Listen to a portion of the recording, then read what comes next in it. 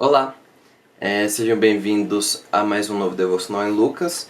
E dando prosseguimento aos devocionais, hoje nós vamos ler o texto de Lucas 1, versículos 39 a 45, que diz assim: Naqueles dias, Maria preparou-se e foi depressa para uma cidade da região montanhosa da Judéia, onde entrou na casa de Zacarias e saudou Isabel. Quando Isabel ouviu a saudação de Maria, o bebê agitou-se em seu ventre, e Isabel ficou cheia do Espírito Santo. Em alta voz exclamou: Bendita é você entre as mulheres, e bendito é o filho que você dará à luz. Mas por que sou tão agraciada ao ponto de me visitar a mãe do meu Senhor? Logo que a sua saudação chegou aos meus ouvidos, o bebê que está em meu ventre agitou-se de alegria. Feliz é aquela que creu que se cumprirá aquilo que o Senhor disse. O que acontece aqui? Provavelmente, logo depois que Maria ouve as palavras do anjo Gabriel para ela, ela vai visitar a sua prima Isabel. E o texto diz que é em uma região montanhosa. Provavelmente Isabel e Zacarias moravam no campo. E mesmo assim, mesmo provavelmente sendo um caminho árduo, Maria, ela deseja ir. E provavelmente ela deseja ir porque na cidade dela as pessoas poderiam não entender a situação dela, né? A situação de uma virgem que de uma mulher noiva que ainda não é casada, que agora está grávida. Só que Isabel poderia entender, porque o anjo tinha falado do exemplo de Isabel para Maria, né? Isabel recebeu uma graça do Senhor que era de alguma forma semelhante à de Maria, apesar da de Maria ser infinitamente maior. Então, se tem alguém que poderia entender o que Maria estava passando nesse momento, era a sua prima Isabel, que já era de idade, então já era muito sábia também. E Maria então decide percorrer este caminho para se encontrar com Isabel.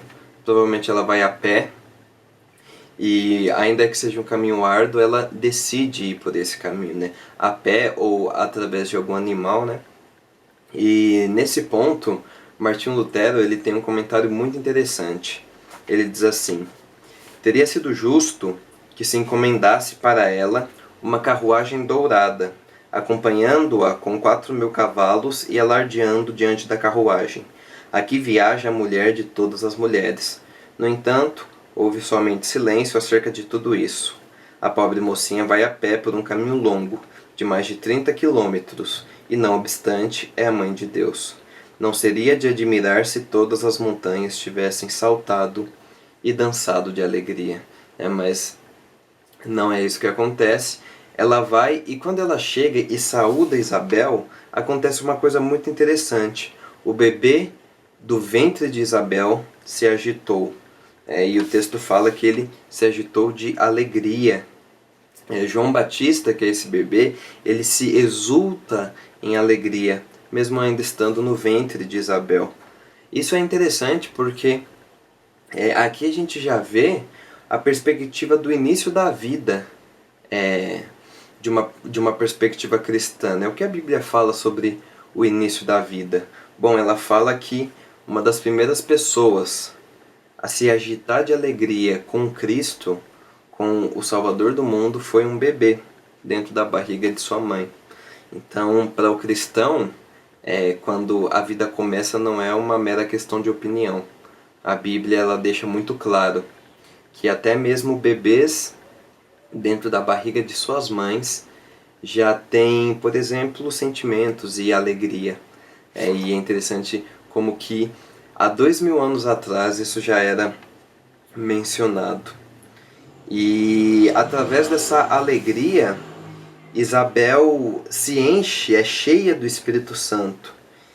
E diz assim, no versículo 42. Em alta voz exclamou: Bendita é você entre as mulheres, e bendito é o filho que você dará à luz.